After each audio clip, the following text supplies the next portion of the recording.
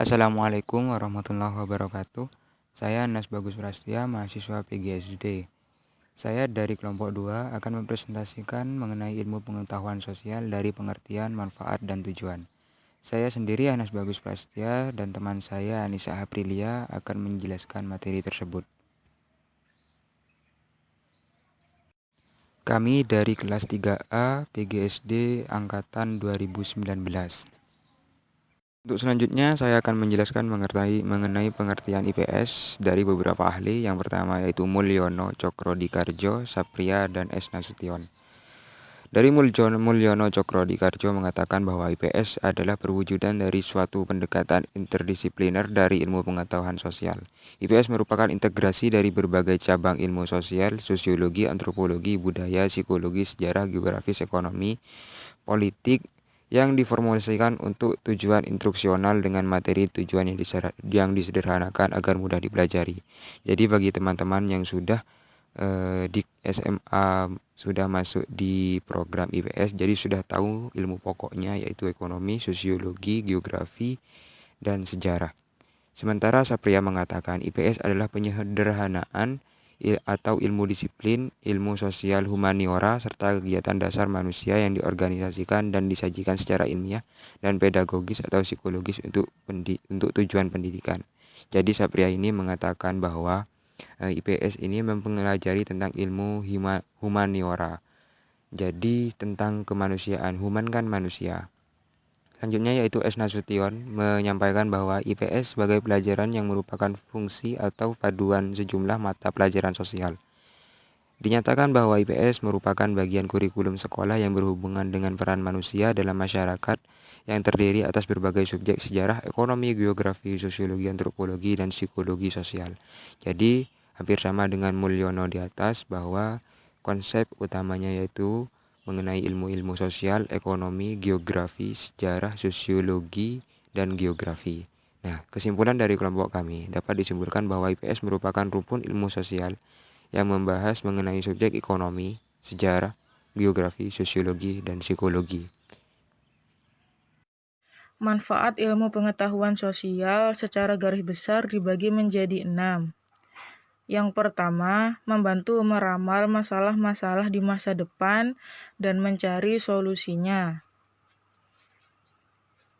Sebagai contoh, dengan ilmu pengetahuan sosial, kamu jadi bisa menganalisis apa sih dampak pembangunan MRT Jakarta?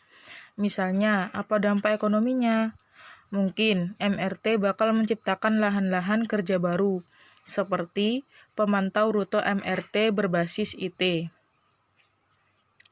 Manfaat yang kedua, membantu membangkitkan perekonomian di Indonesia.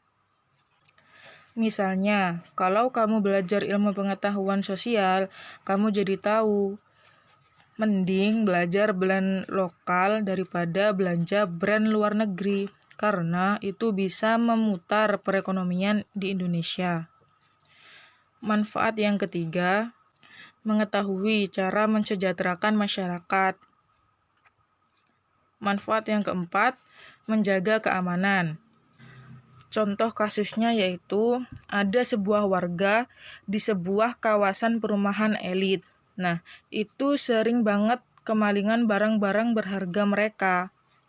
Usut punya usut, ternyata modus pencuriannya yaitu masuk dari atap rumah.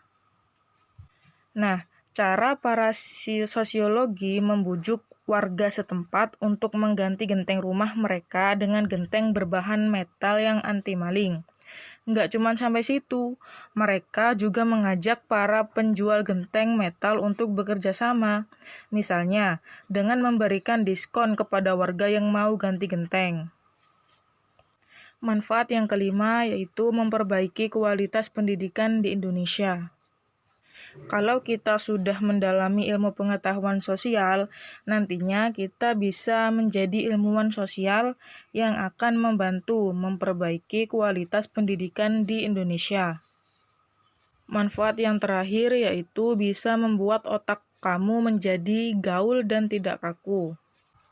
Misalnya, lewat ilmu pengetahuan sosial, kamu jadi tahu cara pandang kelompok feminis dalam menghargai perempuan, pergerakan sosial, perbedaan budaya, dan identitas, kaum minoritas, suku-suku pedalaman, dan lain sebagainya.